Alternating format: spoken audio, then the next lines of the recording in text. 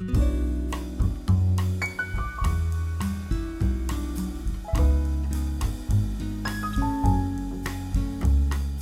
buenas tardes. Damos inicio al segundo encuentro de literaturas africanas a cargo de Federico Vivanco.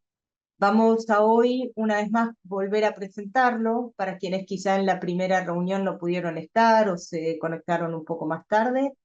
Así que, Marina, te doy la palabra. Es una presentación, siempre decimos, muy breve, que no tiene otra intención que la de ser un botón de muestra de toda la trayectoria realmente de Federico. Y después, claro que pueden o escribirnos consultando por más datos o simplemente poner en Google y consultar y ver todos los trabajos e investigaciones que realizó y que está realizando Federico Vivanco. Gracias, Federico, y entonces hacemos esta brevísima presentación para luego ya iniciar este segundo encuentro. Muchas gracias, Laura. Federico, como siempre, un placer tenerte con nosotros, un privilegio tenerte con nosotros y queremos agradecerte tu rigurosidad y tu generosidad para compartir tus conocimientos con nosotros realmente.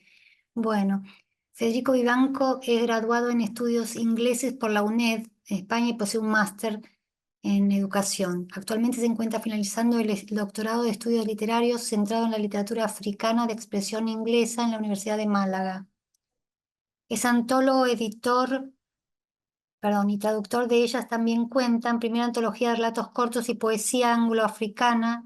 Es editor también y traductor de Ve Cuéntaselo al Sol, colección de relatos de la escritora botsuanesa Wame Molefe, siendo este el primer libro botsuanés traducido al español. Estoy admitiendo gente, perdón. Y traductor también de la novela Las vidas secretas de las esposas de Baba Segi, de la escritora nigeriana Lola Shoneshin. Es coordinador literario y asesor de la Sociedad Finlandesa Africana e imparte distintos seminarios sobre las literaturas africanas en México y Argentina y colabora con universidades públicas como la nuestra, la Universidad Nacional de San Martín, por supuesto, la Universidad de 3 de Febrero y la Universidad Nacional de la Patagonia de San Juan Bosco. O sea, San Martín, 3 de Febrero y San Juan Bosco, la Universidad Nacional de la Patagonia. Bueno, muchas gracias, Federico. Nada, Ya nada, te escuchamos, te paso la palabra. como siempre un placer y bueno, sí, si bien tenemos una hora y media nada más de este seminario, de esta clase, sí os invito, ¿no? a que mandéis vuestras dudas, consultas o necesidades también por correo. Esta semana me ha llegado una consulta muy interesante de Cuba, de una persona que se dedica a estas literaturas y bueno, es tan difícil, ¿no? Para ellos también conseguir y descargar este material. Y otras consultas también, entonces lo podéis hacer por privado, puede ser que a veces en una hora y media es imposible. Sobre todo el tema de material, ¿no? El tema de difusión y poder trabajar con estos relatos o ciertos autores o autoras en nuestras clases, ya sea de secundaria, de primaria. Y también hay un profesor que trabajaba con adolescentes, ¿no? En secundaria. Entonces también le he compartido algunos relatos que yo he trabajado con alumnos míos y que pudiera trabajar. Si puedes hacerlo, pero sin ningún problema. Pues vamos a ello. Ya tengo la pantalla aquí compartida. Hoy son 5 relatos, 4 autoras. Las 4 autoras, en realidad, bueno, 3 de ellas son angloparlantes, ¿vale?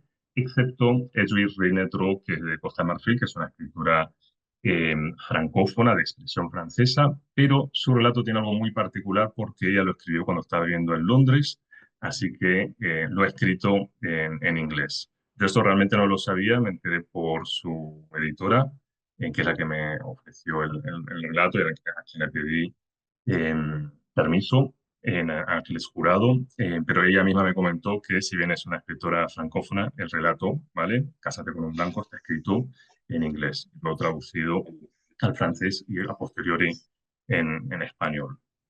Así que bueno, volviendo un poco al tema de los relatos breves y las narrativas, a mí, bueno, a veces me gusta así explicar, es verdad que distintos académicos, distintos profesores a menudo usan estos términos de cuento, relato corto, narrativa breve como sinónimos, pero bueno, a mi parecer y a ciertos profesores hay como una matriz entre cuento y una narrativa breve o un relato corto.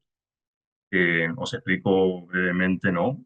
El cuento es una narración breve con una estructura definida, es decir, tienes inicios, un desenlace. Suele centrarse en un solo conflicto o una situación que afecta a pocos personajes, y el objetivo es más transmitir un mensaje o una idea de manera concisa, ¿no? Con un lenguaje así preciso y detalles, ¿vale? Que son seleccionados cuidadosamente. En cambio, el relato o la narrativa breve son términos más amplios que abarcan cualquier texto narrativo de corta extensión siempre, que puede o no seguir las mismas convenciones del cuento tradicional. Los relatos cortos pueden explorar diferentes estructuras, tiempos, enfoques, a veces con un estilo más experimental o sin un mensaje cerrado. Pueden ser más descriptivos y menos dependientes de una trama clara o de un conflicto fuerte. Entonces, el cuento, en cuanto a la estructura, tiende a ser más definida, mientras que los relatos puede ser más flexible. En cuanto al conflicto, el cuento generalmente se basa en un conflicto central, mientras que el relato corto puede enfocarse en un evento, una atmósfera, una reflexión sin conflicto claro. Y el propósito del cuento es que busca una reacción rápida y contundente en el lector. En cambio, el relato corto puede permitir interpretaciones más abiertas o sugerir una atmósfera o un momento sin conclusiones claras. Entonces, bueno, yo intento definir un poco lo que es el cuento africano a lo que es el relato o la narrativa breve, ¿vale? Pues dicho esto, vamos a ir a René Dro, que va a ser la primera eh, autora que vamos a tratar. Ella es escritora, traductora, muy interesante porque también es activista cultural, feminista, nacida en Costa de Marfil. Se la reconoce por trabajar intensamente en dar visibilidad a voces literarias, especialmente a las mujeres. Ella creció en Costa de Marfil, donde, bueno, desarrolló un gran interés por la literatura desde muy joven, estudió en su país natal y, bueno, posteriormente se trasladó a Europa para continuar su formación. Como escritora, Dro se enfoca en temas relacionados con la identidad, la condición de la mujer, en las realidades sociales, las políticas de su país y lo que es también el continente africano en general. Es verdad que no es una autora que tenga publicado a día de la fecha novelas, sino que en este momento tiene ensayos y relatos cortos. Los relatos cortos que tienen ese gran alimento que es la oratura, la literatura oral, es una gran producción de género, pero se refiere en África. Ella ha participado con estos relatos, con sus ensayos en distintas antologías, revistas, sitios web que se dedican exclusivamente a lo que es a las literaturas africanas. Y a través de sus relatos a menudo destaca las dificultades que enfrentan las mujeres en África, abordando temas como hemos visto un poco en su relato Cásate con un blanco, que es el tema del patriarcado, la migración, la desigualdad y las aspiraciones personales. Eh, es interesante el tema este de ser una escritora que tiene esa intención de impulsar, de dar visibilidad a las escritoras africanas. Ella lo hace en festivales, en espacios de discusión cultural, porque, bueno, muchas veces sabéis que los escritores africanos, las escritoras, como que son vitoriados y tienen una trascendencia o una oportunidad de publicar fuera de África. Y ella aboga al día de hoy de poder, ¿no?, hacer un poco fuente de creación y de difusión y de publicación dentro del continente. René Dro es fundadora de 1949. 1949 es un proyecto que lleva el año en que un grupo de mujeres de Costa de Marfil protestó contra el colonialismo y la detención de sus esposos por el gobierno colonial francés. 1949. Este proyecto lo que tiende es a tener esa mirada, esa misión de rescatar, de traducir, de promover las obras de autoras africanas y fomentar las literaturas africanas que reflejen las realidades de las mujeres. Y en este contexto, ella dice que los escritores de este continente no no sentirán que tienen que triunfar primero en París o Londres antes de venir aquí. Encontrarán en Abiyán, la capital de Costa de Marfil, y África en general, la primera plataforma. Ahí la cita de la autora.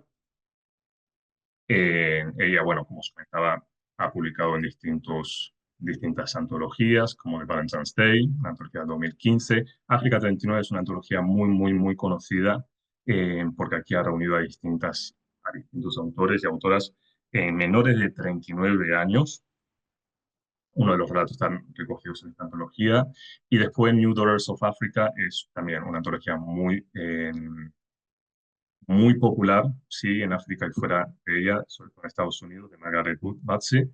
Eh, Tiene dos ediciones, ¿vale? El número uno y el número dos, donde recoge a distintas escritoras afroamericanas y africanas. Y bueno, participar en esta antología también da bastante presencia en cuanto a lo que es la producción literaria africana. Este relato, bueno, me lo concedió Ángeles Jurado Quintana. Ella es una africanista, periodista del país. Ella trabaja para Casa África, es una gran amiga y siempre estamos, bueno, trabajando, haciendo trueque de relatos y escritores.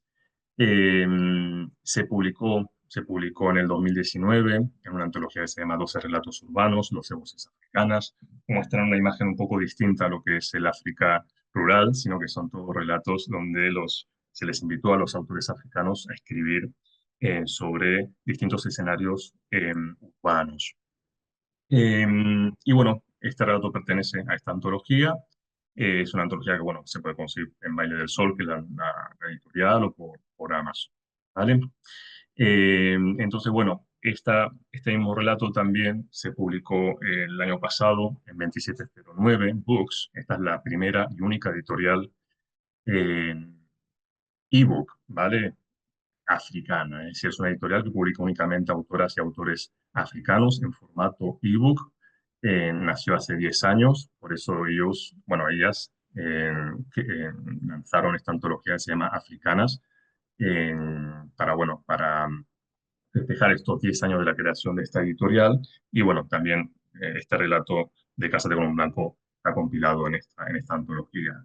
Esta editorial, la verdad que los relatos son muy, muy económicos. Tiene relato y tiene novelas que valen 3 euros, 4 euros, 6 euros, ¿vale? No estoy haciendo publicidad, simplemente para comentaros que existe una editorial únicamente se dedica a lo que es la plataforma ebook, ¿vale? Lo que es ese formato y trabaja mucho lo que son relatos. Entonces, bueno, vamos a pasar un poco a la participación de los alumnos, de las alumnas. Y bueno, obviamente yo tengo aquí mi opinión, tengo mi análisis, pero bueno, primero me gustaría tener la participación y un poco de feedback, ¿no? Por parte de vosotras y vosotros. Entonces, Laura, te invito a Sí. que des paso a alguien que quiera comentar, que quiera resaltar, que quiera hablar con relación a este relato. Cásate con un blanco. Trata mucho el tema del racismo, el colorismo, la presión social, las expectativas familiares, el tema de la autoestima, de la identidad. Así que quien quiera comentar algo puede levantar la mano. Vale. Sí, Mara, Mara. ¿Qué tal, Mara? Buenos días aquí en México. Muy, Bueno, muy para buenos mí es una, días. buenos días. Es un gusto, es una narrativa que me ha impactado mucho porque es franca, es muy franca, es desnuda, pues no esta parte de la presión social y desde el hogar de creer que casarse con un blanco va a mejorar su vida y su estatus y su condición social. Y porque aquí yo recuerdo, por ejemplo, en la época de mi abuela, la parte donde decían que dejar de ser también indígena, ¿no? Como perder esta parte de la identidad. Y bueno, cómo narra la escritora el vivir en Londres y el querer no, o más bien no reconocer, en el caso de su compañera, de su amiga, no reconocer el ser de donde es, ¿no? Entonces, eh, y bueno, también la violencia que se vive por parte de los padres, y estar constante, pues, pues esa vivencia, ¿no? De la violencia, de los golpes, del vivir un aborto, es, me pareció el poder leerlo, porque lo leí con mi hija, me, Ah, nos, interesante. porque yo quería parar porque dije, al otro día seguimos y mi hija dijo, no, mamá, seguimos. Y es una realidad que se presenta entre nuestros ojos, eso, ¿no? Desnuda, que no tiene cortina, que nos permite aprender a ver y aprender como a no ocultar tanto y bueno, es un gusto. Vale, muchas gracias. Gracias por tu introducción, por tu aporte. Federico, hacemos quizá 2 o 3 o 4 Sí, dos participaciones y más. en todo Sí, caso, sí. Entonces, sí. Claudia Dos Sobico, más, Claudia y sí, Estefanías. Así ujú, pasamos sí, luego. sí, a tus compañeros. Estefanía, ¿qué tal? ¿Cómo está? No estamos. Vale, ya te dado la palabra. ¿Ahí me Perdona. Claudia, Sí, escuchan? sí, Claudia, Claudia, se te disculpa. escucha. Hola, ¿cómo están? Bueno, primero sí, acuerdo con lo que acaba de decir la compañera. Es un relato súper crudo y está bueno eso, ¿no?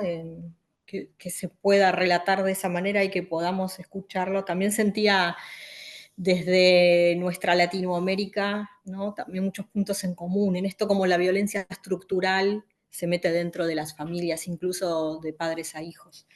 Pero mi pregunta venía por otro lado y tiene que ver un poco con la traducción. Yo soy profe de inglés, entonces me interesa también los textos en inglés y los tenemos en español. Hay una palabra que es chusma.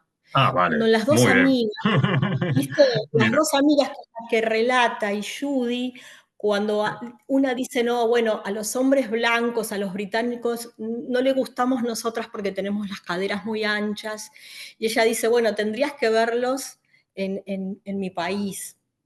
Y ella dice, mm, bueno, pero esos hombres son la chusma.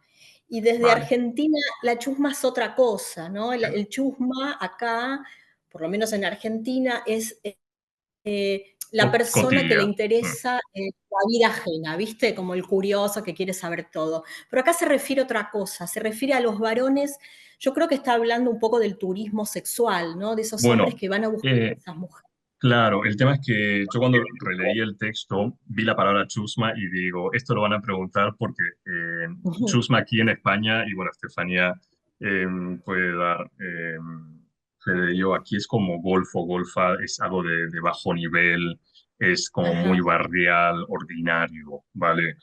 Chusma, ajá, claro, para nosotros chusma de Latinoamérica, ese chusma como en México es cotilla, una persona que es cotilla, que le gusta intrometerse y estar ahí. Vale, entonces sí es sí, verdad que el texto, claro, está traducido en el español de España. Incluso hay creo una palabra canaria, porque María Ángeles Jurado le gusta mucho también utilizar la variación del español de Canarias. ¿Vale? Pero nos va a pasar eso en muchos textos, ¿vale? Y también textos en español, que hay palabras que son malsonantes en Argentina o en México. Y también, claro, hay otros textos que están traducidos en México. ¿Vale? Entonces también habéis visto que el vocabulario o la riqueza, ¿no? De este vocabulario que tenemos en estos textos es bastante rico. Pero es verdad lo que tú dices, aquí chusma la connotación es distinta, ¿vale? En cuanto a lo que es chusma de Argentina, de intrometerse, de estar ahí averiguando cosas, a la palabra aquí chusma, ¿no? En España, que es más de bajo nivel, golfo, sí, baja perfecto. educación. Mm. Vale, Pero bueno, vale. O sea, gracias. pero no es solamente para esos hombres que van a buscar eso, es más general. Sí, sí, sí, sí, sí.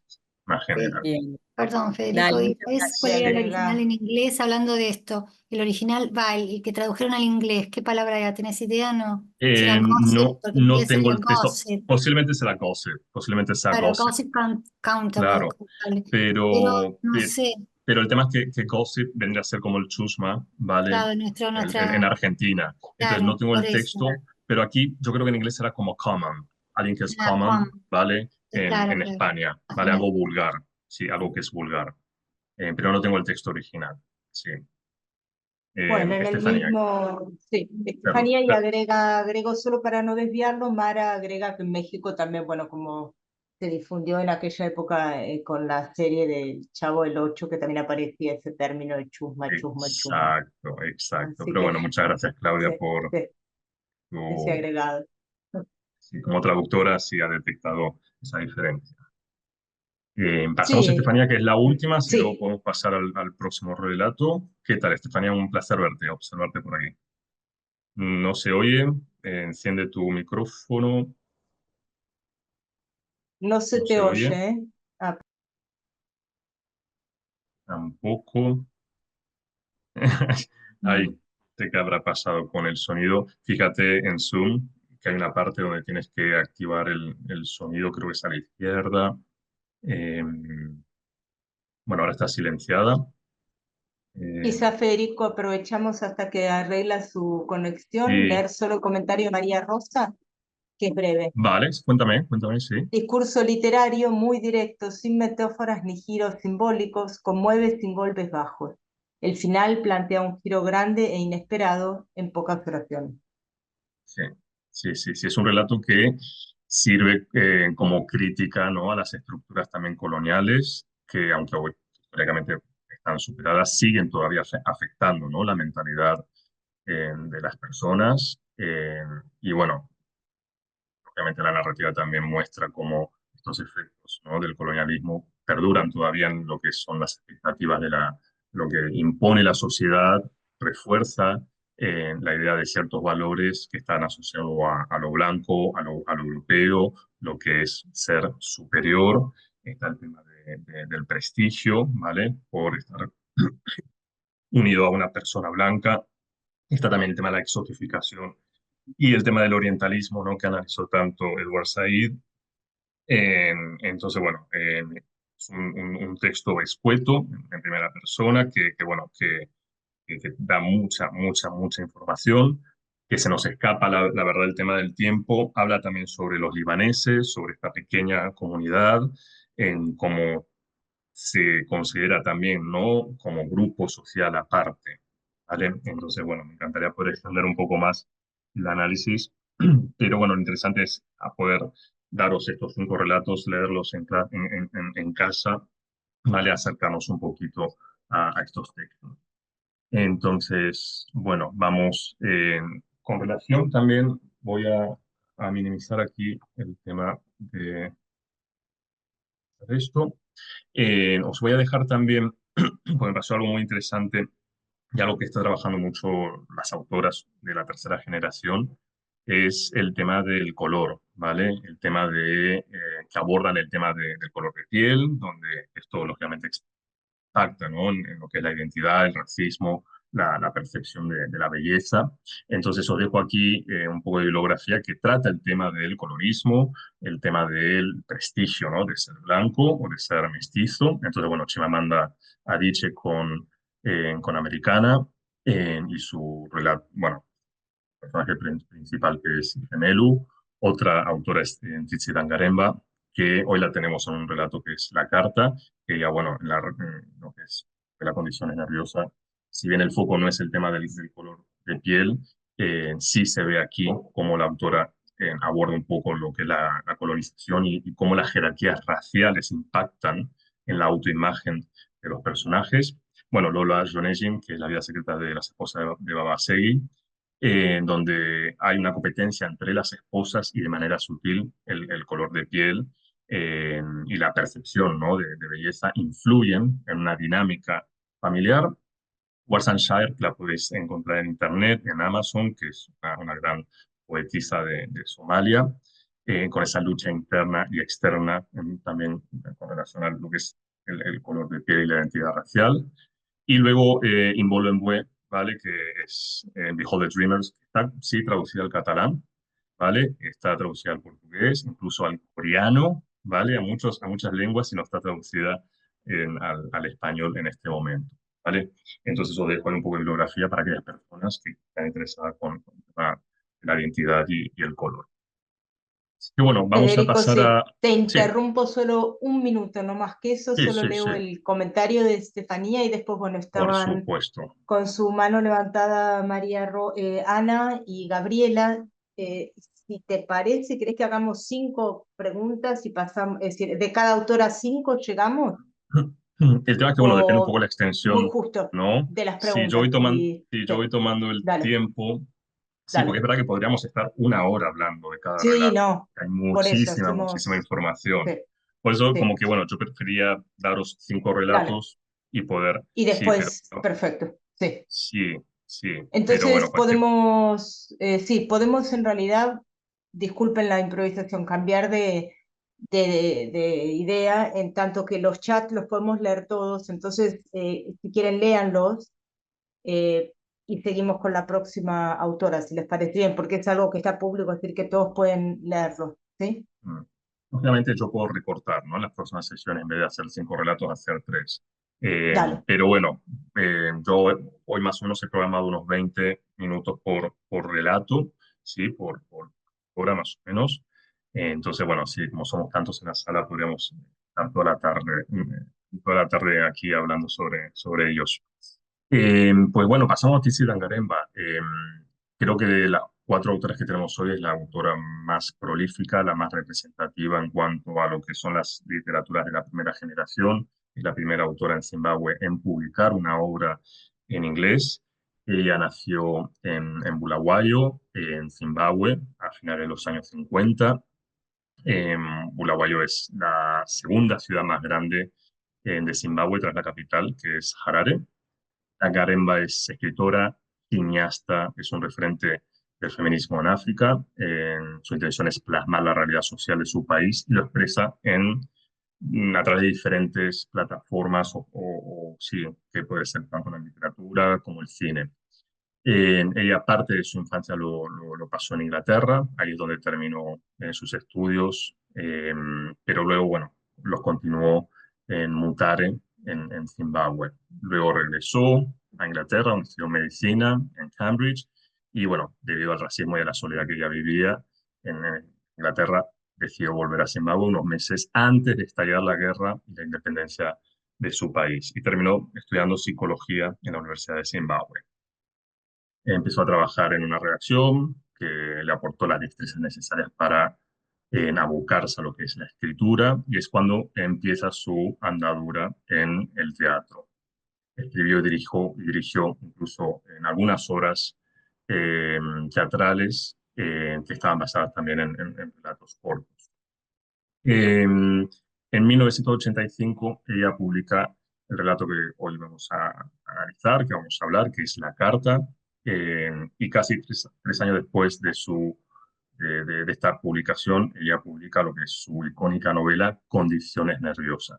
Ella gana con Condiciones Nerviosas el premio Commonwealth, ¿vale? Uno de los premios más prestigiosos en las letras inglesas, el Commonwealth, por la región de África. Por aquella época, ella era considerada una de las 12 mejores escritoras africanas. Bueno, su formación ella después la continuó en Berlín, ahí produjo algunas películas, en el 2015 ganó el premio de artista en residencias de la Fundación Rockefeller, en el 2021 recibió el premio de la Paz de la Feria del Libro de Frankfurt. Sabéis que la Feria del Libro de Frankfurt es una de las más importantes que tenemos en Europa. Y en el 2020 ella inició una manifestación antigubernamental. Fue arrestada por incitación a la violencia pública y violaciones a las normas COVID, ¿sí? Anti-COVID en el 2020. Ella, bueno, esto fue un caos, un boom en Twitter. Ella fue puesta en libertad bajo fianza. Después de 2 años se emitió una orden de arresto en contra a la decir, se emitió porque en realidad se emitió la orden de arresto porque ella había faltado a una audiencia ante los tribunales. Ella se había presentado y había comparecido 25 veces en 2 años, que es lo que más o menos duró el litigio. Entonces, bueno, yo cuando leí la carta que se tradujo en México, en una antología, la carta me pareció ser un texto bastante anacrónico, ya que se puede leer eh, después de casi, ¿no?, 40 años con una extensión, ¿no?, del activismo de la autora, donde se siguen reflejando, ¿no?, sus convicciones sobre la necesidad de un cambio profundo en su país, en Zimbabue. Vale, pues con relación a lo que es el relato de 1985, Zimbabue estaba en sus primeros años de independencia tras haber obtenido la libertad del dominio colonial británico y de la minoría blanca en 1980. Y este año se caracterizó por importantes desafíos sociales, económicos, políticos, mientras el país estaba intentando como consolidar un poco su identidad postcolonial y enfrentar las tensiones internas. Cuando hablamos de Zimbabue, todos nos acordamos de Mugabe, uno de los peores dictadores que se enquistaron en muchísimas décadas en África. Mugabe estuvo de 1980 hasta el 2017. ¿Vale? Os dejo aquí simplemente como bibliografía, porque esto no está traducido al español. Os dejo aquí 3 obras de teatro que la escritora publica cuando ella estaba en un grupo de teatro de su universidad en Zimbabue. Y bueno, Condiciones nerviosas es la novela más conocida que tiene Zimbabue, traducida en España, traducida en México. Está en este momento descatalogada, solo se consigue en México. Ella la escribió cuando tenía 25 años. Tardó 3 años en encontrar una editorial porque la recepción en Zimbabue había sido negativa porque el mundo editorial estaba regido por el género masculino y este estaba más interesado en textos que se centraran más en la crítica colonialista que en la problemática de género en la sociedad africana. Entonces, bueno, esta novela sí está eh, populando por internet, yo no digo nada, pero hay un ejemplar en ebook, ¿vale?, que se puede conseguir. En una entrevista, Tsitsi Dangaremba comenta que cuando estaba escribiendo Condiciones nerviosas, ¿vale? Ella comenta que en aquella época los escritores de Zimbabue eran básicamente hombres, como los personajes de la literatura que producían. Así que no veían que la situación se fuera a remediar a menos que algunas mujeres escribieran algo. Eso me hace acordar un poco a los comentarios de sus compañeros de ella cuando estaba estudiando en la universidad, pues se rieron cuando ella comentó que estaba escribiendo una novela y que quería publicar. Se rieron porque era casi un imposible, ¿no?, que una mujer en aquella época pudiese publicar una obra, ¿no?, una novela. Después de esta obra icónica con tintes Sí. Dame, de la, Luxi, Luxi. de la vida, sí, de la vida de la escritora, de Tsitsi Dangaremba. Después de 18 años ella publica el libro de No está disponible en castellano, pero bueno, esta novela también es de corte semi-autobiográfico, está también ambientada en la Rhodesia colonial. Continúa la historia de Condiciones nerviosas con ese personaje, sí está en portugués, Brasil. Y luego, bueno, ya ella cierra lo que es la trilogía en el 2018 con El cuerpo de luto, ¿no?, o This Mournful Body, ¿vale?, que también sigue la saga de la vida de Tambudzai, que es este personaje. Bueno, más allá de los elogios de Alice Walker y de Doris Lessing, porque bueno, ha tenido muchos elogios, ¿no?, de estas autoras, también del African Times. Se comenta, ¿no?, habían comentado el African Times que su novela era otro ejemplo de una nueva y audaz literatura nacional que no imita las formas ni la experiencia europea. Entonces, bueno, ante esta afirmación a Tsitsi Dangaremba se le pregunta si ella ve su novela de esta forma Y ella afirma, por supuesto que no, no creo que los escritores vean sus novelas como tales, quizá algunos sí, pero yo no, y son los críticos los que ven las novelas como nuevos ejemplos audaces de lo que sea, es decir, ¿qué es la literatura nacional? Si soy zimbabuense y escribo algo, sin duda debo contribuir a la literatura zimbabuense, pero no diría que escribo una novela para contribuir a la literatura zimbabuense. Y bueno, con relación a esas imitaciones de las formas europeas, ¿vale? Eh, Ella comenta que las literaturas nacionales tienen alguna relación con la literatura europea y que ella llega, ¿no?, a la literatura simplemente por mera diversión, solo por placer, pero que cuando leía no se cuestionaba o decía que esta es la forma o que este es un método particular, un estilo o una tradición. Entonces, bueno, aquí como menos un comentario con relación a lo que es la literatura, ¿no?, zimbabuense, lo que ella considera literatura. Y bueno, pasamos directamente a lo que es la carta. Ahora sí podemos abrir, si quieres, la sala para los comentarios.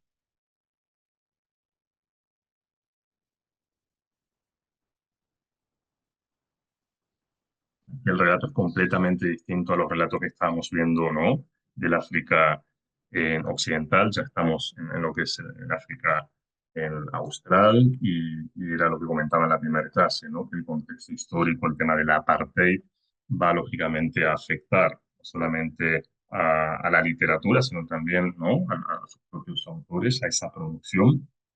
Y vemos en Tissera Dangaremba cómo aborda el tema del apartheid. Entonces, Laura, cuando tú quieras, me dices y bueno, podemos Sí, abrir ya la sala. abrimos entonces. Sí.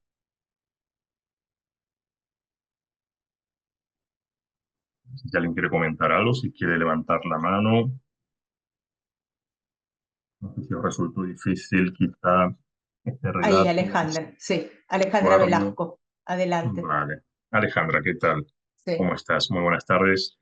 Abre el micrófono si quieres. A ver, ¿ahí se escucha? Sí, perfecto, Bien. Alejandra. Bueno, muchas Muy gracias, buenas. Federico. No, yo Gracias a quería ti. comentar algo que entiendo, bueno, obviamente quiero tu punto de vista también, pero quiero comentar algo que vi en casi todos los relatos, que es el uso de la glosa, el uso de la palabra no traducida como estrategias de rescate de la identidad, ¿no? De construcción de la identidad, más que de rescate. Y una de las cosas que me llamó mucho la atención para bien es el título de uno de los cuentos que dice Cásate con un blanco. Y blanco todas las veces está escrita con mayúscula, ¿no? Y para nada creo que la autora lo haya hecho sin ninguna intención, sino que una intención bien clara, ¿no? Es justamente ha hecho una construcción de sentido muy importante en esa mayúscula, que hay que saber, que hay que poder leerla, ¿no? Y atribuirle a la autora un talento impresionante para poder recorrer a través del uso de estas heterogeneidades diferentes, en dónde está esa identidad plasmada en cada una de esas estrategias, ¿no? Sin embargo, algunas utilizaron la glosa, otras la palabra no traducida y otras la explicación la nota a pie de página, ¿no? Pero lo que sí está claro es que hay una unión en cada uno de estos cuentos en donde el común denominador es la construcción de una identidad que se necesita restablecer. Y una construcción o una reivindicación de una identidad. Sí, Efectivamente, sí, sí, sí, sí. sí. Coincido completamente contigo. Eh, Cuando utilizan palabras africanas es una forma de reivindicar, obviamente, sus raíces.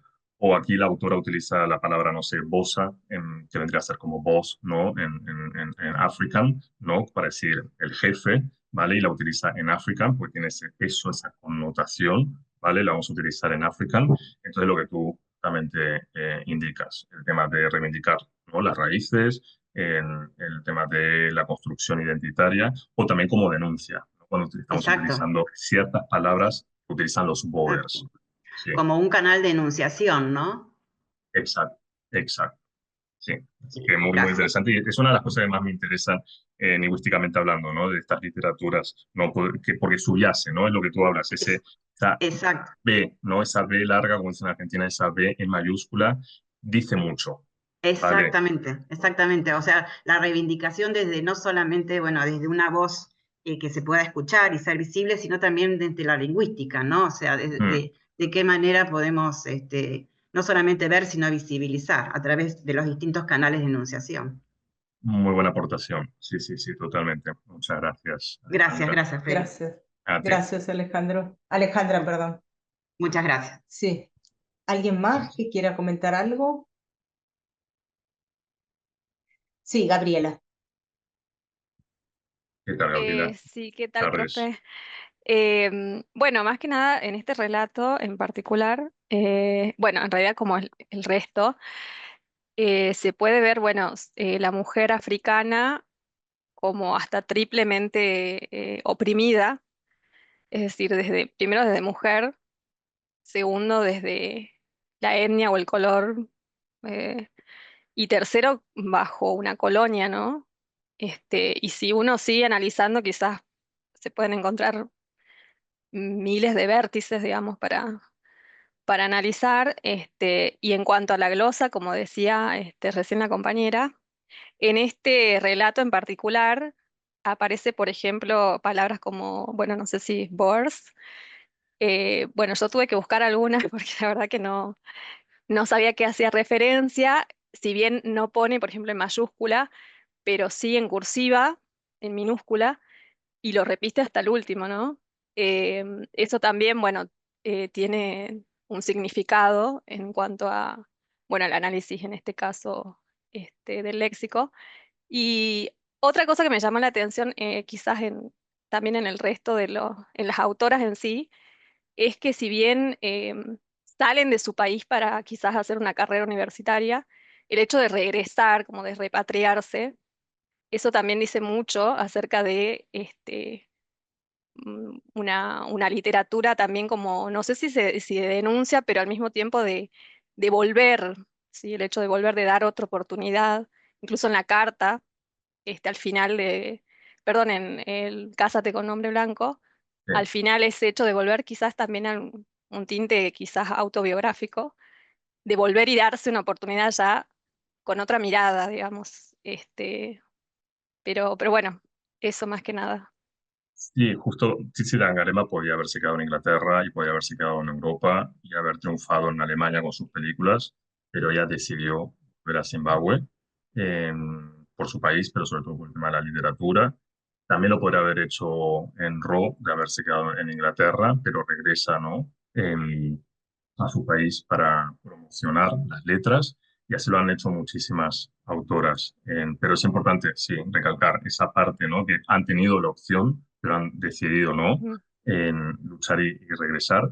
Lo vamos a ver también un poco con Zoe Whitcomb la próxima clase, también fruto de una relación interracial que se exilia en Gran Bretaña, luego regresa a Sudáfrica, se frustra y se regresa otra vez, y así que, no, Ujú. que ella no se queda, pero sí, sí, son muchas las autoras que deciden regresar, ¿no? A su país a seguir luchándolo. Así que bueno, y después con el tema de la segregación, lo que tú comentabas, ¿no? No hablamos solamente de una segregación étnica, racial, sino que también hablamos de una segregación de género. Hay una cita que dice aquí en lo que es el texto de Enba, en la carta, que dice, luego calenté más agua en la estufa de queroseno para mi padre y mis hijas. Sí, somos una verdadera colonia de mujeres aquí, pero somos autosuficientes. Entonces aquí vemos cómo el apartheid no era solamente una cuestión de color, sino también ha provocado una segregación de género. Así que gracias por traer ese tema aquí a la palestra. Eh, Laura, Mercedes, sí. Entonces, le damos la palabra a Mercedes y vos me ¿vale? dirás si a su lema o si pasamos a la próxima autora. Pues bien, conforme termine Mercedes, te digo, ¿vale? A ver si Dale, podemos vamos. quizá. Bueno, muchas gracias por el curso que es muy interesante y algo muy pequeño. Me llamó la atención que todas escriben en primera persona y me conmovió, el que más me conmovió fue este relato, que al final ella, después de contarnos todas, todo nos dice que no es para que nos conmovamos nada más, sino para que sepan lo que pasa y uno viene de todo un relato y eso la verdad que me emocionó muchísimo. Eh, y me parece que refuerza esta carta, ¿no? Que es también la carta de ella, como quien arroja una botella al mar para ver quién la recoge. Y bueno, eso, sencillamente eso, nada más. Muchas gracias. Sí, sí, sí, sí. Justamente, la mayoría de los relatos están escritos en primera persona, ¿no? Y es tan interesante, ¿no? Lo que produce cuando uno lee un relato, ¿no? En primera persona.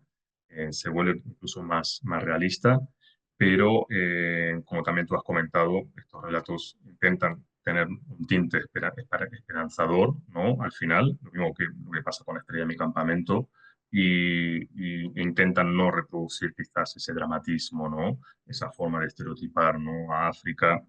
Entonces sí, coincido contigo al 100%. Pues si quieres vamos a Zulema y luego ya podemos Sí. pasar a la próxima Ujú. autora. Hola, hola, ¿qué tal? Soy Zulema desde México. Bueno, yo solo quería plantearte un par de preguntas en relación al texto, sí, sobre Si todo pudiese ser porque, una, estaría más que sí, contento por el tema de la el tiempo, extensión. Es decir, ya sé, no me gusta correr, no me gusta ir rápido, pero sí es verdad que me este, gustaría quizá abordar, ¿no? A las 4 autoras y a los 5 relatos. Entonces, este, intenta si puedes darme la mejor pregunta. ok. Bueno, tiene que ver con esta perspectiva de victimismo con el que a veces se lee a autoras que están planteando una realidad, sí, muy cruda, interseccional, como tú acabas de mencionar, el tema del género, el tema de la racialidad e incluso el tema de la edad. Me llama la atención de este texto, cómo plantea esta, bueno, en el caso de Latinoamérica, el tema de los cuidados ha sido ahora un gran tema, ¿no? Porque de alguna manera eh, se están planteando incluso leyes que legitimen el tema, pues eso, ¿no? De la atención que se les da a las infancias y a los adultos mayores en el caso de las mujeres. Entonces mi pregunta tiene que ver con eso, con que me parece que eso que tienen en común muchos relatos es la situación de violencia que sufren eh, estas mujeres, pero también, y eso me interesa mucho como respuesta tuya, es qué tanto pesa esta visión colonial que también pasa por quienes interpretamos a estas autoras y a otras autoras que tienen eso, ¿no? Como una voz para enunciar sus realidades, pero también para denunciar, decía la compañera anterior, ¿no? O sea, la opresión y las estrategias que se establecen frente a esta opresión, ¿no? La red de mujeres que cuidan frente a la negritud política que las aísla, ¿no? Porque se llevan a los hombres a las guerras. O estas estrategias de autosuficiencia alimentaria, por ejemplo, ¿no? Cuando en el relato dicen, bueno, las niñas son pequeñas y son listas, y etcétera, y no pertenecen al mismo padre, pero se ayudan y están ahí como colaborando, ¿no? Entonces, ese es Vale, un, para cerrar, cuál sería la pregunta? Disculpa, Zulema, para cerrar, sí, ¿cuál que sería la pregunta? si hay un riesgo de la lectura colonial tuya, nuestra, sobre solo leer la parte opresiva, pero no la estrategia emancipatoria. Vale, sí. Hablabas del tema del victimismo. Es verdad que las escritoras a partir de la primera generación de africanas, a final de los 50, justamente intentan evitar ese victimismo que había sido plasmado por autores del género masculino, ¿no? De literaturas africanas. Luego, el tema de esta opresión, sí, lo vemos, lo observamos, que no solamente es una opresión de ese patriarcado colonial, sino también hay una opresión, y lo vamos a ver quizá en otros relatos, de ese patriarcado en africano, ¿vale? Como lo vamos a ver en otra autora. Entonces, esta opresión opera desde una cuestión de opresión patriarcal africana, que ha sido un poco intensificada, ¿vale? Ha sido magnificada con el patriarcado no colonial, con la participación de distintas religiones, lógicamente la del cristianismo y la evangelización. Entonces, bueno, estas escritoras sí reflejan en, esta, ¿cómo se puede decir? Esta dicotomía y esta herencia no solamente colonial, sino también africana, ¿vale? En eso hay un porcentaje compartido. Y después quizá lo vais a entender cuando hable de otro relato. Entonces, bueno, no sé si he respondido a tu pregunta en relación al victimismo, a la opresión y Sí, o sea, lo que trato de, solamente, o sea, como que a lo mejor también es un ejercicio nuestro de lectoras y de interpretación, el que podamos ver estos otros resquicios, no solamente las opresiones, porque si no nos volvemos también otra vez parte del sistema colonial que solo ve la opresión. sí, sí, sí, sí, sí, por supuesto. Hay mucha, mucha información, pero que bueno, hay que hilar fino, ¿no? Y leer también entre líneas. Vale. Pasamos entonces ya a la próxima autora, también del África Austral, del sur, con una temática similar a la temática que estaba trabajando Tisila Garemba. Eh, Voy a minimizar aquí el tema del panel de los participantes. Vale, vamos a Farida Karodia con La Mujer Verde. Farida Karodia es una escritora sudafricana, conocida por sus novelas y cuentos que exploran temas de identidad, género, racismo y exilio. Nació en Sudáfrica en el 42, en una época marcada justamente por el apartheid, lo que influye significativamente en su obra. Trabajó como maestra y vivió en el extranjero durante varios años, incluyendo Canadá, antes de regresar a Sudáfrica. Ella, bueno, como figura aquí en la diapositiva, ella trabaja distintos temas que están relacionados con la identidad y pertenencia. Ella explora lo que significa ser una persona de origen asiático en Sudáfrica y las complejidades de la identidad en una sociedad realmente dividida. Como comentaba en la sesión anterior brevemente que cuando hablamos de literaturas sudafricanas veíamos como distintos subgéneros de estas literaturas africanas. Veíamos de las autoras negras, las autoras mestizas, las autoras indias, las autoras asiáticas. Entonces, bueno, ahí lamentablemente se la posiciona, ¿no?, en una de estas autoras con una identidad no asiática. Y bueno, es en realidad uno de los temas que ella también trabaja, ¿no? Ser mujer africana, sudafricana, con orígenes asiáticos. Lo otro de los temas recurrentes es el tema de la injusticia social. Ella trabaja a menudo con las dificultades del apartheid y cómo afecta a las familias y las comunidades. Y después, bueno, como ella ha vivido en Canadá y en otros países, también cómo se refleja, ¿no?, en su literatura el tema del exilio y la diáspora y esta experiencia, ¿no?, de las identidades diaspóricas. Eh, bueno, aquí tengo tres novelas. Lamentablemente de ella no se ha traducido absolutamente nada, ninguna novela. Solo se ha traducido este relato que hoy vamos a trabajar, que es La Mujer Verde. Pero bueno, tenemos en Daughters of the Twilight. Esta fue su primera novela, es muy conocida por tratar las dificultades y las discriminaciones que enfrentan las personas mestizas en Sudáfrica. Luego la segunda obra trabaja en lo que es la opresión en Mozambique durante la Guerra Civil, ¿vale? Y la obra más conocida es Other Secrets, que bueno, es un relato que trata, bueno, sobre dos hermanas que tienen que enfrentarse a una realidad, ¿no?, que es el apartheid, el racismo y la lucha por encontrar su identidad en un contexto así tan peliagudo, tan difícil. También como autora africana, ella trabaja lo que es el relato corto, lo que son las narrativas breves. Ella ha contribuido con este género en distintas antologías, distintas publicaciones, tratando el tema, ¿no?, de los sudafricanos y la diáspora asiática en África. Estas son dos antologías de relatos. Si bien no están disponibles en papel aquí en Europa ni tampoco en América. Sí os recomiendo quizás esta página, que es una página legal de lectura, no de descarga, pero bueno, Archive es una página muy conocida. Yo he hecho una búsqueda de estas novelas. Hay bastante con relación a Farida Karodia, como también otras autoras de África, si queréis leer, ¿no? Online, incluso en otras lenguas, ¿no? En español o en francés, de otras literaturas fuera de lo que es el continente africano. Archive, sí se puede leer. A veces la gente me dice, Fede, lo que puedo visualizar son las 2, 3 primeras páginas, entonces yo os recomiendo que abrir un usuario, ¿vale? Tenéis que abrir un usuario y luego cuando veis el libro, por ejemplo, este es el libro de Farida Karodia, distintos relatos, tenéis que darle clic a Borrow. Si no le dais ahí a pedir prestado, a Borrow, ¿vale? No se va a poder prestar ese libro, que a veces es una semana, 2 semanas, y poder leerlo online, ¿vale? Esto lo digo de manera general, no solamente por esta autora, sino otras autoras que quizás queréis leer y que no tenéis acceso, ya sea porque estáis en otro país o porque no, ya hoy en día están descatalogados estos libros, entonces podéis acceder a través de Archive.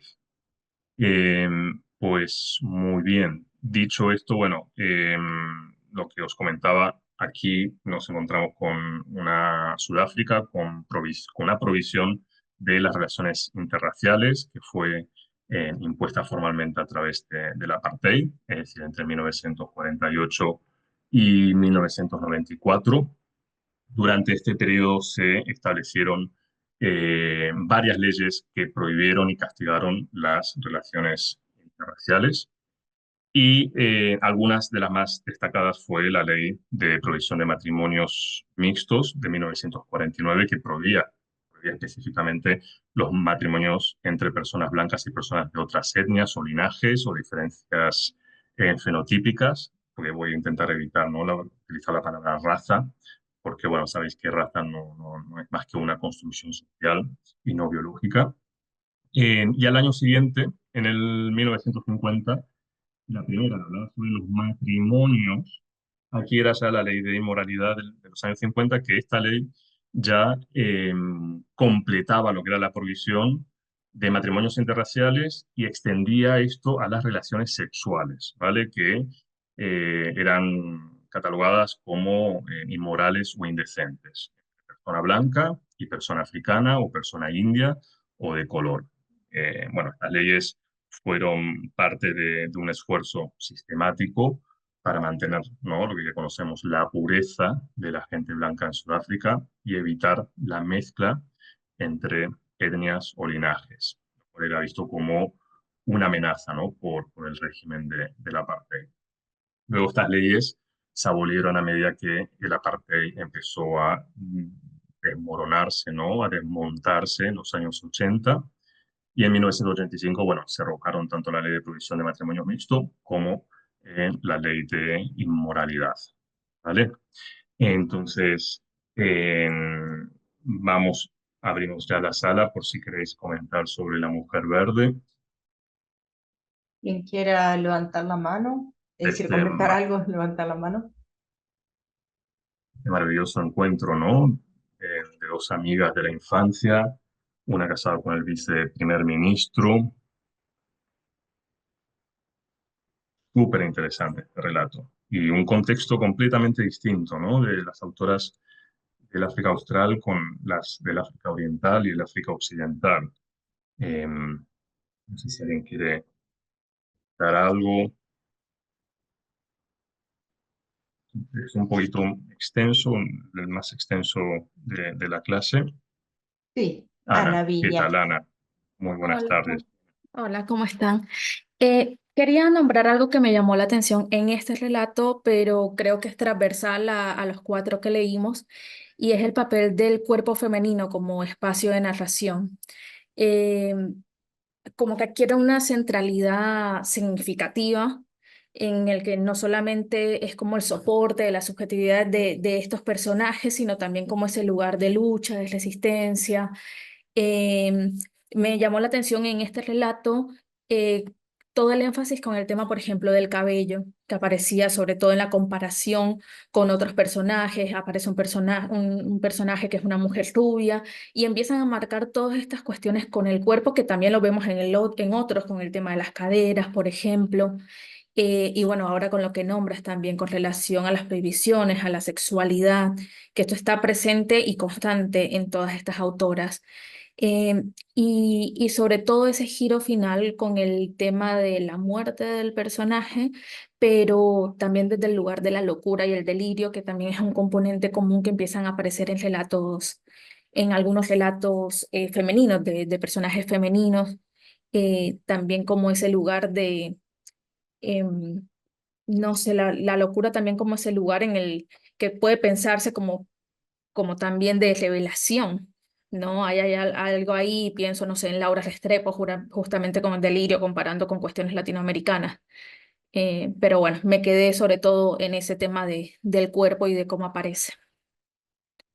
Sí, sí, sí, muy, muy, muy interesante, ¿no? Cómo entra en conflicto, ¿no? Estas diferencias, ¿no? Fenotípicas, el tema del cabello, el tema de, bueno, el cabello, el pelo, ¿no? En afro, con todas esas reivindicaciones que hay actualmente, ¿no? A diferencia de esa época, que es todo lo contrario, cuanto más lacio, ¿no? Más se asemeje, ¿no? A una persona blanca, mejor. Y ahora no, ahora se trata de reivindicar, ¿no? Así que lo que es el trabajo o el enfoque al tema del cabello cambia mucho, ¿no? En la primera y segunda generación de autoras a la tercera. Y bueno, Farrea Corolla es de la segunda generación. Y bueno, el tema de la locura, ¿no? El problema de esa crisis identitaria, ¿no? Ese conflicto identitario, cómo puede producir, ¿no? En tantas huellas psicológicas puede producir, ¿no?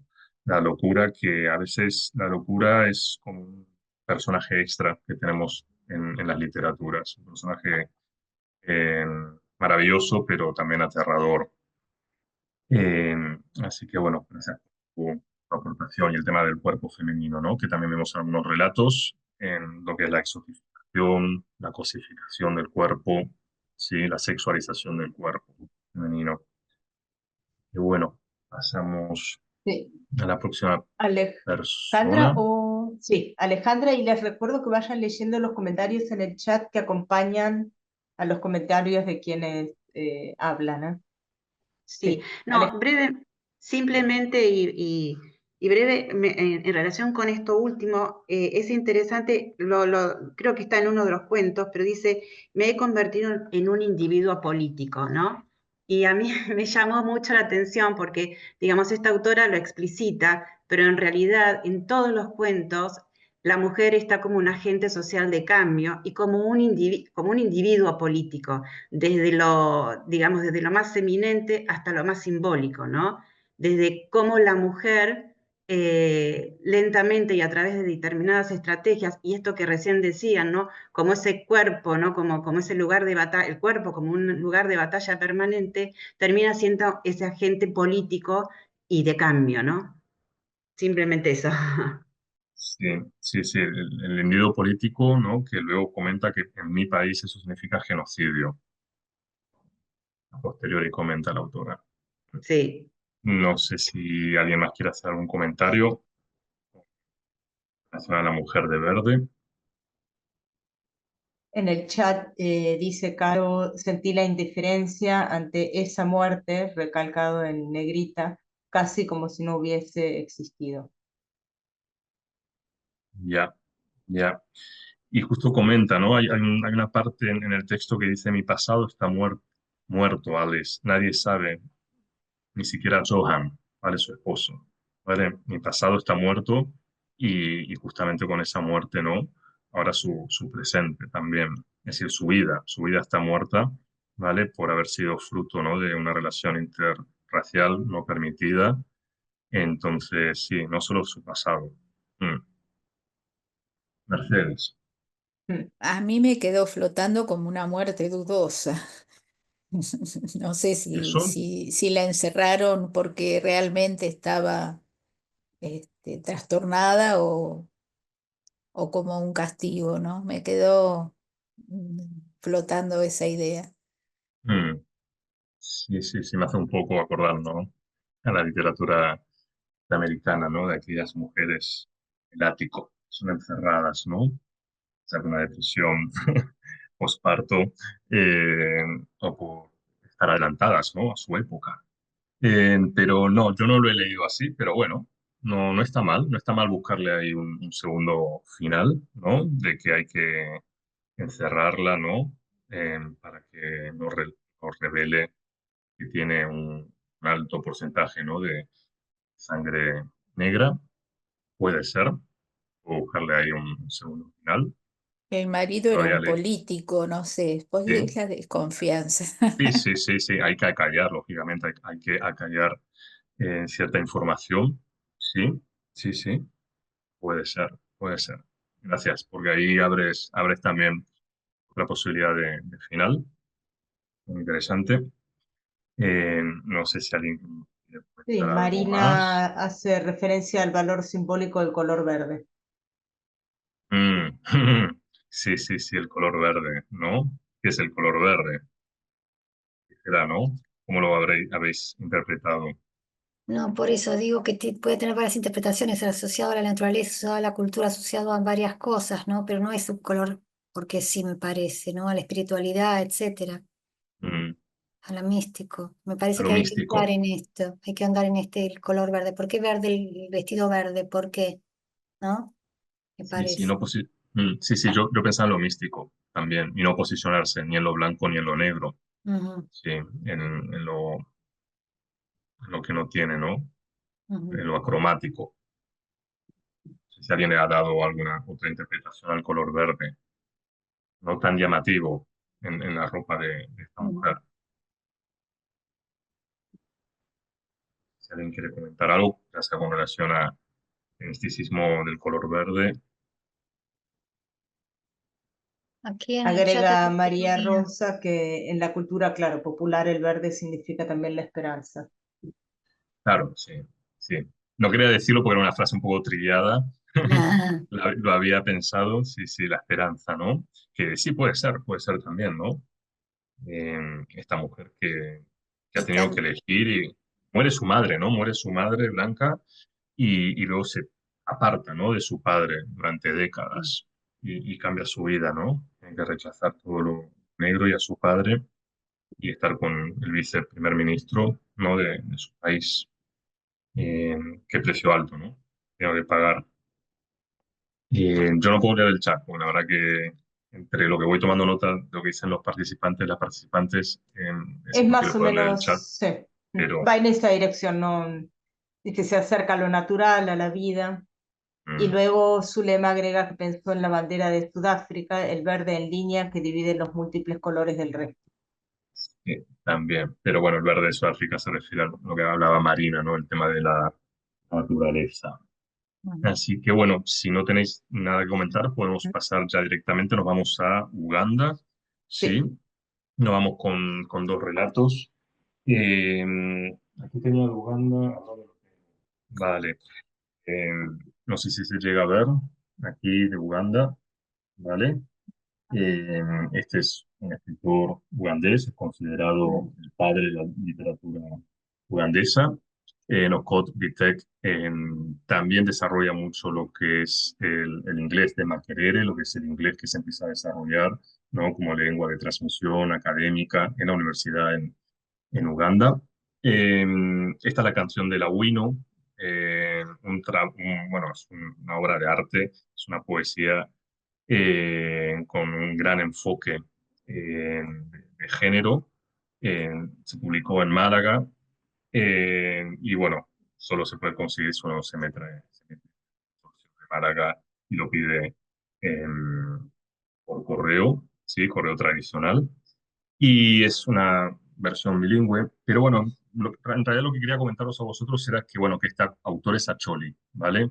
El otro día alguien en la sala comentaba de las lenguas, ¿no? En africanas y la literatura escrita en lenguas africanas. Él escribió en Acholi esta canción, ¿sí? Esta poesía, pero claro, luego él la tuvo que traducir al inglés. Entonces, bueno, este es un ejemplo, ¿no? De una de las obras que se escriben en Acholi, que os comentaba que es una comunidad lingüística que no supera los 700.000 habitantes, Entonces es muy difícil lógicamente, tener esta comunidad. Entonces, bueno, se tiene que llegar con el inglés. Pero bueno, el tema es que, bueno, la autora justamente que vamos a trabajar es también una autora de raíces Acholi. Beatriz Lanhuaca también es Acholi. Os voy a subir este fin de semana otra autora que también trabaja tema de niñas y niños soldados, la búsqueda, ¿no? También de familiares en esta región de Uganda que ha sido muy castigada. Entonces os voy a complementar este relato con otro también que gira un poco en torno a esta temática.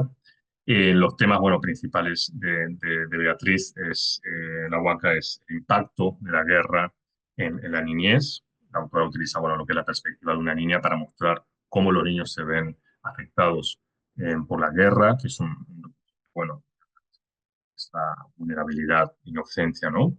Truncada en el conflicto. Eh, yo, bueno, lo había leído hace muchísimos años en inglés y, bueno, yo luego lo traduje y lo incluí en Ellas también cuentan, a este relato. Eh, y bueno, os comento un poco el contexto, ¿no? de Uganda. Si bien Uganda ha recuperado una mera estabilidad, ¿no? Relativa con relación a las guerrillas, aún nos encontramos con una región en el norte, ¿sí? Lo que hablaba antes, lo que es la región Acholi, lo que es el norte del país, donde continúa habiendo combates con una insurgencia rebelde. Este conflicto lleva casi 30 años. Los rebeldes, ahora es verdad que está todo mucho más tranquilo, pero bueno, en años 2000, sí, años 2000 más o menos, los rebeldes secuestraban a menudo a niños para utilizarlos como soldados. Muchos de ellos mueren en combate y otros son asesinados por los propios guerrilleros. A veces incluso los insurgentes los fuerzan, ¿no? a matar a otros niños con la amenaza de ser asesinados si no lo hacen. En ocasiones tienen que asesinar incluso a miembros de su familia, incluyendo la madre, los hermanos, para sobrevivir. Y bueno, desde la década, ¿sí? de 1980, la actividad guerrillera del Ejército de Resistencia del Señor se ha cobrado la vida de más de 12.000 personas. Es lo que se conoce como LRA o el Ejército de Resistencia del Señor. Esta es una organización terrorista y extremista cristiana, ¿vale? Que opera principalmente en el norte de Uganda, combatiendo contra el gobierno, ¿sí? de su país. Constituye hoy en día uno de los mayores conflictos armados de África. Su líder es el fanático Joseph Kony, autoproclamado medium espiritual, que, bueno, él pretende establecer un régimen teocrático basado en el cristianismo. Se calcula que desde su fundación en 1987, el Ejército de Resistencia del Señor ha secuestrado cerca de 20.000 a 30.000 niños que son utilizados como soldados y esclavos sexuales. Entonces, bueno, aquí os pongo un mapa para que veáis Uganda. También hemos tenido, gracias al apoyo, ¿no? de este centro de estudios de hermenáutica, invitada a Doreen Maingana. Doreen Maingana estuvo con nosotros hace unos meses. Hicimos una entrevista, la podéis encontrar en el canal YouTube. Ella, si veis en el mapa, es de Entebbe, ¿vale? Nosotros habíamos trabajado en Buenos Aires los cuentos de Doreen Maingana. Kampala sería la capital. Pero si os fijáis, ya entramos en la zona amarilla, que es la zona conflictiva, ya es otro mundo. Aquí tenemos los Acholi, Gulu, ¿sí? Tenemos la ciudad de Gulu y también de Kitgum, ¿vale? Que lo nombra en este relato. Y en el relato que os voy a subir, que es de Batanda, una escritora que se llama Batanda, se llama Recuerda a Atita. También la historia ocurre en Gulu, ¿vale?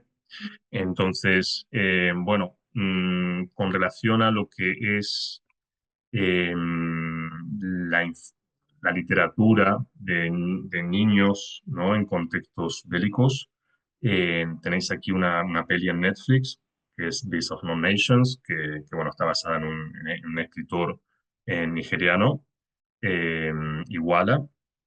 Iguala también ha traducido, bueno, tiene otra novela traducida al español, una novela de literatura LGTB.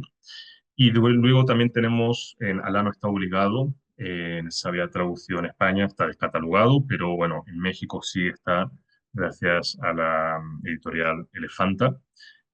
Por suerte también lo tenéis en ebook, ¿vale? Alá no está obligado, que es de Costa de Marfil. Muy, muy, muy interesante el libro de Kuruma.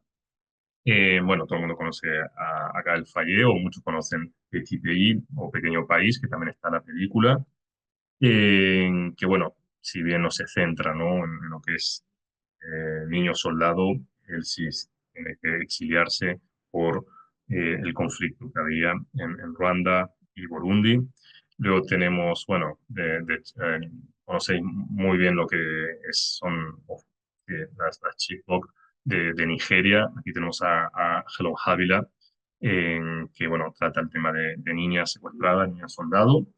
Y luego, Medio Sol Amarillo, bueno, aunque no está narrada exclusivamente desde la perspectiva de un niño, la novela sí examina el impacto de la guerra civil de Nigeria o la guerra de Biafra en varios personajes, incluyendo a Hugo, que es el joven sirviente, ¿vale? Que es uno de los personajes importantes de la novela. Eh, vale, perdón, que se me ha ido el dedo. Entonces, vamos a ir el texto de La estrella en mi campamento, en un texto muy, muy, bastante crudo, pero bueno, una realidad ugandesa, africana. No sé si queréis comentar algo. Vamos primero a La estrella de mi campamento y luego El señor de la casa, para cerrar. Federico, en el chat preguntan cuándo se traducirá Jacarandá. Y Se tradujo hace dos años. Creo que se tradujo hace... Si se tradujo... Perdona, ¿cómo ha sido la pregunta? la pregunta dice, ¿cuándo se traducirá Jacarandá? Ah, ¿cuándo se traducirá Jacarandá? Vale, Sí.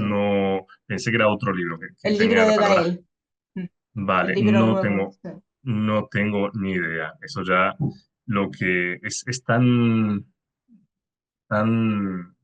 no sé, tan raro el tema editorial. Os comentaba antes, ¿no? De Iguala, de una escritora que está traducida en catalán, está traducida en coreano y no está traducida al español. Igual que Aisha Haruna de Ghana, que está traducida al catalán y en el portugués de Brasil y en italiano y en polaco y no está traducida al español. Entonces, bueno, realmente no sabría decirte por dónde van a ir los tiros con relación a los intereses, ¿no? De las editoriales. Gabriela comenta que ella los leyó, dice que leyó los libros de Gael en francés. Mm. Sí, de Eh, Gael, tengo entendido, hay los, solamente uno, el de Pequeño País. los traen las mil y una hojas. Y luego Gabriela también comenta, hermoso libro de Gael Fayet, viene de ganar otro premio por su nueva obra literaria. Pues sí, la verdad que, bueno, deberían apostar, lógicamente, por él, porque, bueno, el libro ha sido muy bien recibido, ¿no? En Latinoamérica y también en España, pequeño país. Eh, Así que, bueno, no sé si tenéis algo que comentar con relación mm, a esta niña, a Aber, si tenéis algo que comentar con relación, ¿no? Al síndrome, ¿no? Del Salvador Blanco, a esta abuela que se lucra con la desgracia, ¿no? de su nieta. Eh, También tiene un final, ¿no? Un final o una esperanza, ¿no? En la niña en progresar. Agregó el comentario de María Cristina que dice que lo que más le impactó es la inacción de la abuela. Mm, ya, sin lugar a duda, sin lugar a duda. Sí, obviamente podemos criticar, ¿no? Save the Children, UNICEF y todas estas ONG, obviamente no dejan de ser criticadas y cómo se ve, ¿no? Hay el síndrome del Salvador Blanco y de cómo van, ¿no? A salvar a esta niña y a que le cuenten, le narren, ¿no? Su historia, pero sí, peor es lo que comentaba antes, ¿no? Lucrar. con esa desgracia, como lucra su propia, ¿no? Abuela. Eh, pero bueno, todo eso también tiene un porqué, ¿no? Porque es fruto de una relación tan poco aceptada, ¿no? Su abuela no aceptaba esa relación por la madre, ¿no? La madre no era aceptada, y entonces como que, bueno, la niña la verdad que es considerada como una bastarda. Lisbeth agrega que este relato evidencia lo poco ético que puede ser la supuesta ayuda humanitaria, entre comillas. Bueno, eso está ocurriendo un poco aquí, de que mucha gente con lo que está pasando en Valencia no quiere donar dinero a las ONGs. Directamente se dona a familiares, a amigos, a gente que vaya a Valencia. Entonces, como que bueno, la gente ha abierto un poco los ojos de que, bueno, muchas ONG, el 80% es para pagar los salarios de los empleados y de los accionistas. Entonces, bueno, por suerte se está desmantelando un poco esa imagen, ¿no?, que teníamos de las ONGs. Beatriz Lahuanca no es que escribe este relato simplemente porque, bueno, ella pertenece a una asociación que es FemRight. FemRight es una asociación de escritoras ugandesas que lo que impera ahí es hacer catarsis con la situación de Hulu, con la situación del LRA. Entonces, es un grupo de mujeres, de escritoras en esta asociación que intentan curar un poco las cicatrices, ¿no?, de esta guerra civil a través de la escritura. Y el hermano de la Huaca, sí, él también fue un niño secuestrado, él fue abducido por este ejército y bueno, él se pudo escapar y regresó, pero lamentablemente falleció creo que al año.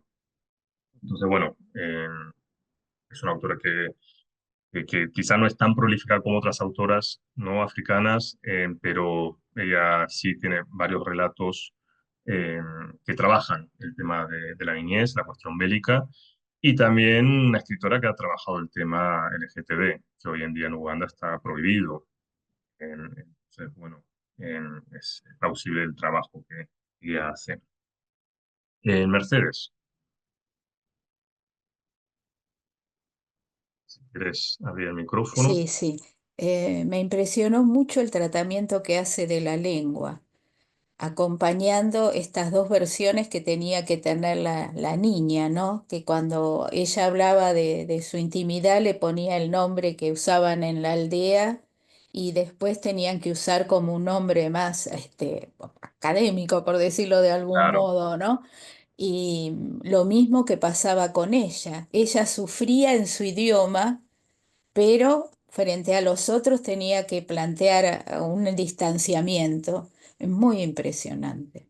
claro. Sí, cómo utiliza el capilili y el susu, ¿no? Estas dos palabras para decir vagina, ¿no?, y pene, pero claro, en su lengua son vocablos muy, muy fuertes, ¿no? Pero claro, lo que tú dices, se distancia, ¿no?, cuando tiene que mencionar esas palabras en inglés, no significan lo mismo en otro idioma. Si queréis comentar algo, ¿no? Podemos leer los chats hasta Sí, si no esperando que pasamos alguien directamente, si no pasamos directamente, son directamente, muy breves, sí. Sí, son muy muy bien. breves, dice María Cristina, dice que se visualizan las múltiples violencias que atraviesan estos niños. Mercedes agrega que es otra versión de la abuela de la Cándida Heréndira. También se plantea el tema del HIV y la complicidad de la abuela frente a la vejación que sufre la niña, sumado a la falta de contención en todos los sentidos para la víctima. Sí, sí, sí. Que no solamente pasa en África, aunque bueno, ha sido una realidad, pero sí también vemos una increíble y triste historia de la Cándida Heréndira y de su abuela desarmada. Desarmada, sí, sí, sí, efectivamente. Vale, pues pasamos entonces al otro relato también de la Huaca. Eh, y bueno, este relato se recogió en Queer África. Queer África es una antología de relatos LGTB.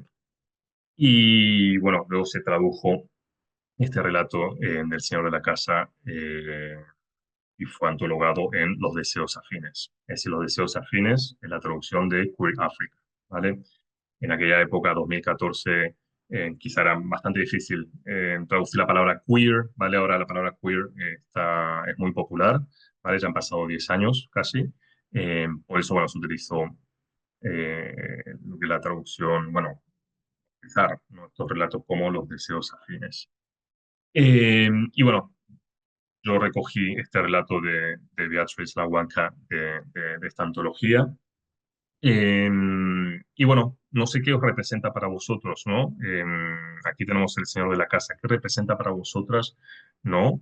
El señor de la casa, porque para la narradora significa una cuestión, ¿vale?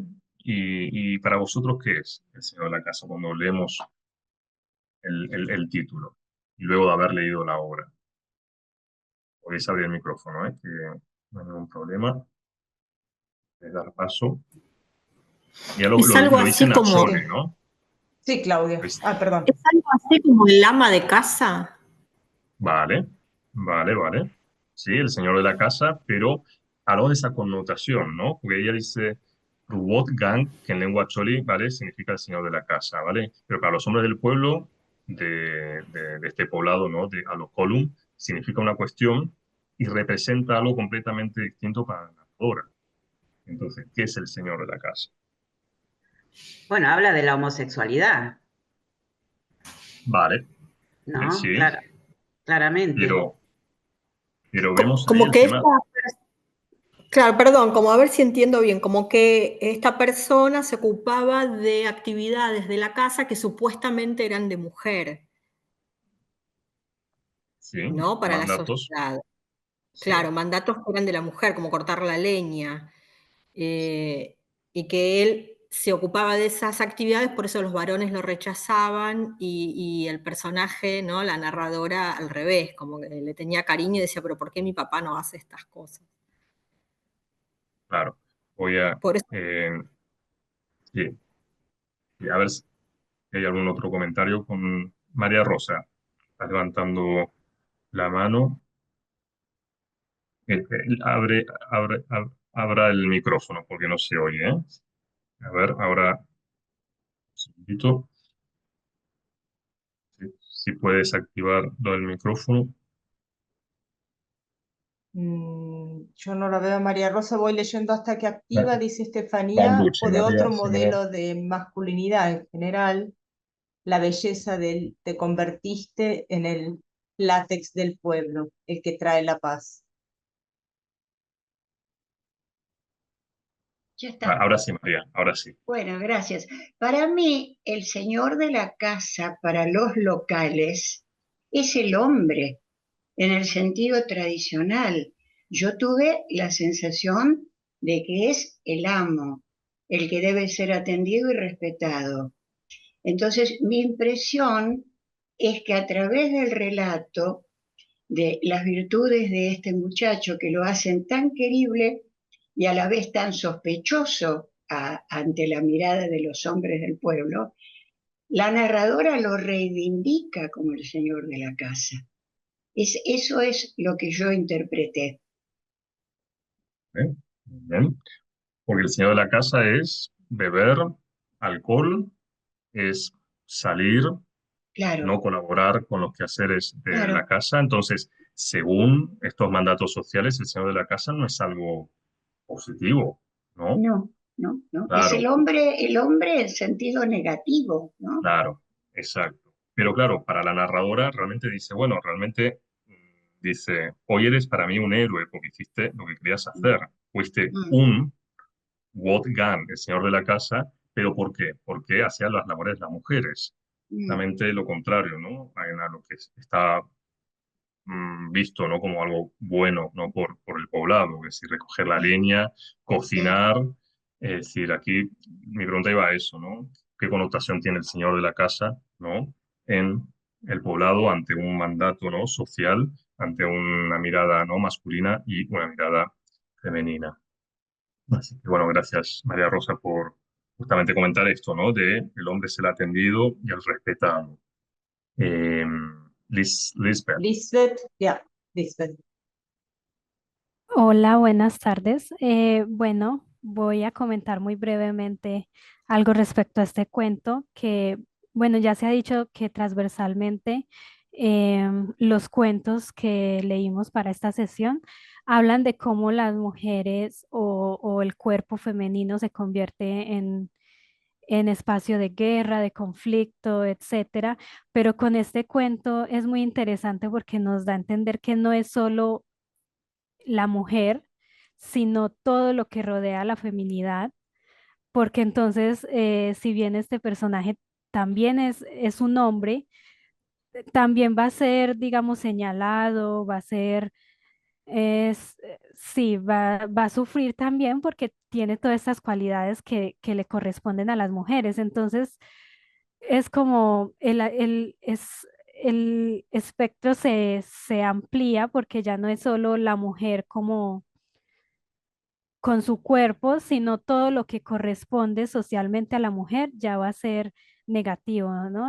Y que además se relata en algo tan corto, porque el relato es el de los más cortos, y que es tan diciente en el mensaje. Mm. Esto viene en colación a lo que comentaba antes sobre el tema del patriarcado africano, ¿vale?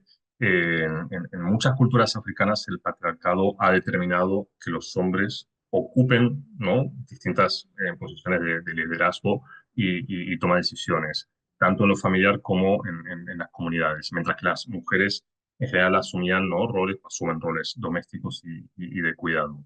Y es importante quizá también entender que el patriarcado, y como lo estamos viendo, ¿no?, en este relato, este patriarcado africano no es homogéneo ni es tampoco universal. Estamos hablando de África, entonces va a variar considerablemente según la región, el grupo étnico, la historia particular, ¿no?, que tiene cada sociedad. Entonces, antes de la colonización, muchos pueblos africanos tenían formas de organización que, aunque pudiesen parecer patriarcales en cierto sentido, también incluían estructuras de poder compartido y en algunos casos también sistemas de matrilinealidad, matrifocalidad. Entonces había a veces un linaje, había una herencia que sí se transmitía a través de las mujeres. Esto lo elabora mucho Ifema Udime, una antropóloga nigeriana, que habla sobre, ¿no?, un matriarcado, entre comillas, ¿vale? Porque nunca existe un matriarcado, pero vamos, un matriarcado en una comunidad ahí de Nigeria. Pero el tema es lo que comentaba antes, con la colonización y la llegada de influencias europeas, ¿vale? Estas jerarquías de género en muchas sociedades africanas se intensificaron y adquirieron una dimensión más rígida y excluyente. Entonces, observamos aquí cómo la colonización, ¿no?, europea reorganizó muchos aspectos de la vida africana, marginando aún más a las mujeres en el ámbito político y acentuando el control masculino. Entonces, cuando leemos muchas veces los textos, tenemos que ver, ¿no?, el tema del patriarcado africano y el patriarcado colonial. Gabriela, ya quizá para cerrar. Sí, y repetís tu comentario, Gabriela, entonces, decís lo que Sí, dice tu comentario. sí, no, y además con respecto a lo que decía el profe, por ejemplo, la cultura yoruba. Bueno, yo leí la invención de las mujeres. Ahí cuenta que justamente en ciertos grupos culturales, bueno, étnicos en realidad, existía un horizontalismo, digamos, y esta de hombre-mujer más los roles fue también una imposición del colonialismo. Trajo y dijo, bueno, Efectivamente. mujeres, o sea, incluso las palabras, porque utiliza Oyugumi como ana hembras, ana machos, etcétera. Y bueno, con respecto al relato en sí, me recuerda a también una serie de relatos de la escritora argentina Camila Sosa Villada, respecto a cómo era la vida de los homosexuales o de las minorías sexuales en ciertos contextos, ¿no? Que no solamente la mujer triplemente oprimida, sino las minorías, o sea, de ponerle voz, de traerlos, ¿sí? Bueno, no sé, me encantó, la verdad, profe, muchas gracias. No, no, justamente tú, gracias por tu comentario, porque es verdad lo que tú dices, la cultura yoruba no tenía género femenino o masculino cuando hablábamos de pronombres personales. Eso, claro, lo comenta Oronke Ojewumi en La Invención de las Mujeres. Es un texto que se tradujo en Colombia creo que Colombia y Venezuela lo tradujeron y es de libre acceso. Así que ahora que tú lo acabas de comentar, Gabriela, voy a subir también ese ensayo, ¿vale? Porque es de libre acceso. No es fácil leerlo, ¿vale? Es bastante extenso, Sí, la ¿vale? verdad fue Así que para mi bueno, tesis, así que vale, gracias. podéis leer algunos capítulos, ¿vale? Algunos capítulos porque es denso, es densito. Pero lo voy a subir, ¿vale? Lo voy a subir porque es de libre acceso, ¿vale? Así que gracias por traerlo aquí a la sala, ¿vale? Y cerramos Y contigo, Alejandra, si agregaba, quieres. sí, Sí, Bueno, solo porque es interesante, agregaba Gabriela que es un título con sarcasmo. Hay varios títulos así en la literatura africana como Delicias de la maternidad, de Emecheta. Era como un comentario que me pareció. muy bien, muy interesante. Sí, sí, totalmente. Totalmente no, sarcástico. muy cortito, y me quedé pensando en esto que vos comentaste en la clase pasada sobre el tercer espacio, ¿no? Y cómo esta autora, yo creo que se ha posicionado en ese tercer espacio y ha logrado de alguna manera romper esos ejes binarios heteronormativos, ¿no? Del colonialismo, y ha podido de alguna manera evidenciar, darle voz a un personaje que si no hubiese sido por la autora y por la traducción, que respetó y no homogeneizó la traducción, esa voz que perteneciente a una literatura minoritaria probablemente nunca hubiese sido escuchada. Entonces, No, a claro. veces, ¿no es cierto? Ese pensamiento fronterizo en donde se ubican muchas de estas autoras es clave para poder visibilizar esas voces que generalmente están socavadas. Pues, además, todo lo que comentas, y más en un país como Uganda, donde hoy en día está penado el tema de la homosexualidad. Entonces, para una autora Claro, tratar este claro, tema, hay que tener dos ovarios, hay que tener realmente dos ovarios. Así exactamente. que, bueno, justamente me he olvidado aquí, antes que me olvide, que me quedaron dos diapositivas, voy a subir esta presentación mañana o el domingo. Aquí hay un artículo que trata el tema de la homosexualidad en África. Se llama Homosexualidad en África, una importación occidental, desmitificación a través de las literaturas africanas. Este lo publiqué yo hace unos años, lo podéis descargar por si os interesa este tema, ¿no? Del tema de la homosexualidad en África, porque bueno, se considera como un mal extranjero, algo que han traído los mestizos, algo que han traído de Europa, el hombre blanco. Pero bueno, aquí analizo un poco algunas obras y os dejo aquí una bibliografía también recomendada con relación a esta temática LGTB de obras que se han eh, traducido al español, ¿vale? En inglés hay muchas obras, sobre todo en estos últimos 15 años, ¿vale? Lo que es las literaturas africanas con temática LGTBIQ han ganado mucha visibilidad, ¿vale? Os dejo aquí algunos títulos y bueno, y voy a subir algunos en textos complementarios. También tenéis Torin Mangana, que os comentaba antes, que tenéis la entrevista que hicimos con esa gran colaboración del Centro de Estudios de Hermenáutica, Sam, donde está en español, está en inglés, está la versión original, Peces Tropicales. En la segunda parte del curso vamos a trabajar, ¿vale? Con esta novela también, o quizá con algún relato, pero bueno, también está en Uganda, también trata el tema de identidad, el tema de la migración, el tema de la VIH, ¿vale? Y bueno, y también os voy a subir Recuerda Tita, que es este relato que también está relacionado con los niños soldados. Es un relato muy, muy bonito de una niña que está buscando a sus amigas después de varios años, ahí en Gulu, en la zona más castigada de Uganda, con relación a esta, bueno, al LRA, ¿vale? Entonces, eso ha sido todo por hoy. Siento mucho que no podamos abordar más textos o invertir más tiempo, ¿no? En estas narrativas, pero bueno, ya nos hemos pasado 15 minutos. Sé que en Argentina mucha gente tiene que almorzar, volver a clase, ¿vale? Así que cualquier duda, cualquier comentario lo podéis hacer, ¿vale? Por correo si necesitáis material. Y bueno, Muchísimas nos gracias, vemos en 2 Federico. Sí, semanas. en 15 días, claro, en 14 días, el 22 de noviembre nos reencontramos. Buen fin de semana, muchas gracias, Federico, y Muchas que gracias a tengan vosotras, ¿vale? A linda Marina, a tarde. Carlos, a Gracias. Laura, Muchas gracias, ¿vale? A Federico. Diego, que Gracias, siempre estáis ahí. profe. Chao, chao. Gracias. Vosotros, Adiós. Gracias. vosotras. Gracias. Gracias. Chao.